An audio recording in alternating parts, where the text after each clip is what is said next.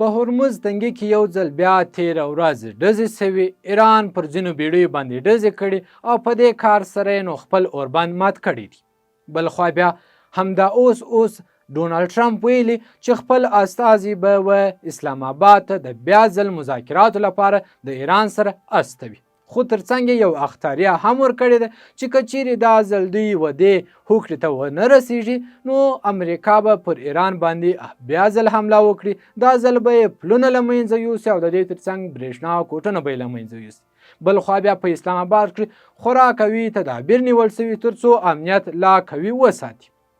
څه به کېږي او څه به روان وي په دې ناسه کښې به آیا امریکا او ایران یو تفاهم ته رسیږي، یوې نتیجې ته به رسیږي، او که بیا د تیر په څیر دا ځل هم دغه پایلې بې نتیجې اعلانیږي.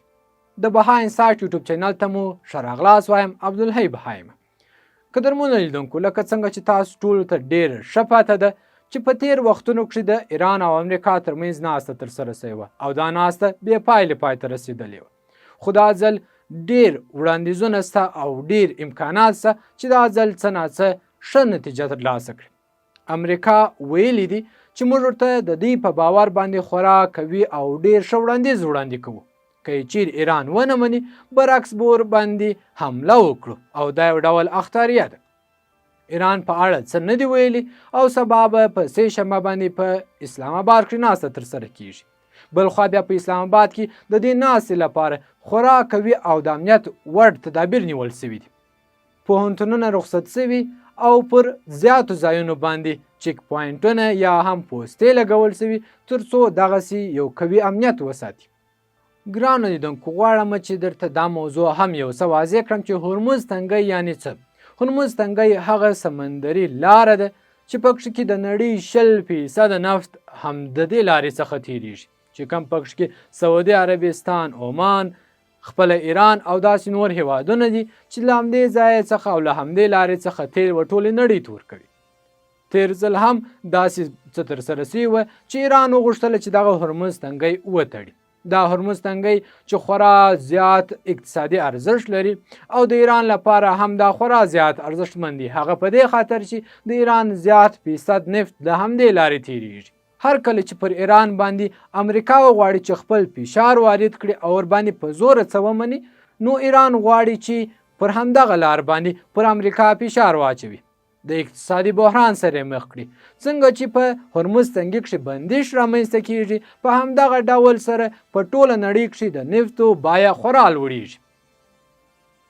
دا چې څه وخت مخکې د هرمز تنګی خلاص سوی و او تهران دا ویل چې دا هرمز تنګی د بیا ځلې د دې په خاطر تړلی چې امریکا ورباندې پر بندرونو خورا دوامداره څار کوي.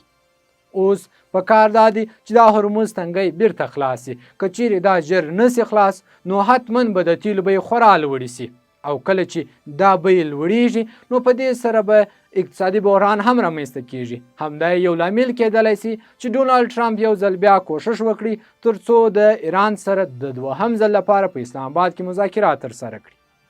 د بیړیو د مسیر څارونکي ویبپاڼې مرین ټریفیک پر بنسټ که څه هم په فارس خلیج او په ځانګړي ډول د عمان او متحده عربي اماراتو پر سواحلو ډېرې بیړۍ ولاړې دي، خو داسې ښکاري چې دمګړۍ له هرمز تنګي هیڅ بیړۍ نه تیریږي. پرون تر یو وخته پورې پر همدې مهمې سمندري لارې د ځینو بیړیو تګ راتګ دوام درلود، خو تر هغه وروسته په ډراماتیک ډول راکم سو او بالاخره تهران دا پریکړه وکړه چې هرمز تنګی به یو ځل بیا تړي.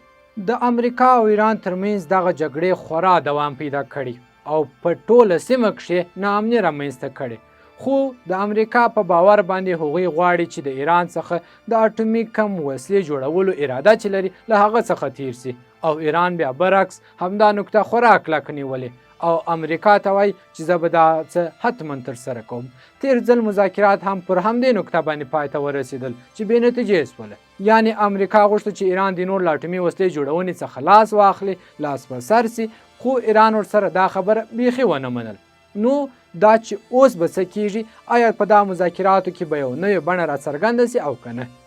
که چیرې د ټرمپ په باور باندې ایران دا څه ونه مني نو هغه کار به ترسره کړي چې په تیر 47 کلونو کښې هیڅ کوم باچا نه دی ترسره کړی. دی وایي چې نور ښه سړیتوب بس دی او هغه څه به وکړي چې ورته اړین ښکاري. خو بل خوا بیا ایران په دې اړه تر دې دمه څه نه دي ویلي او مذاکراتو ته به ځي. وبه ګورو چې د دې مذاکراتو پایله او نتیجه به څه جوړیږي.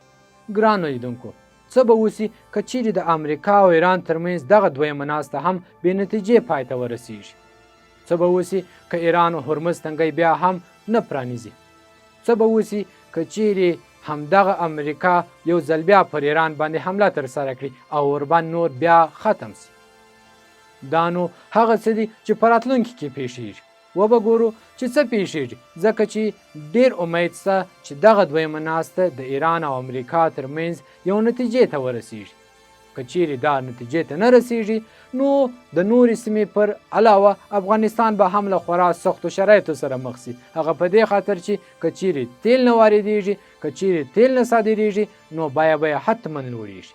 نو همدغه دلیل دی چې باید هرمز تنګی پرانیستل سي او دا چې ایران کم دریځ خپلوي دا به سبا معلومه سي.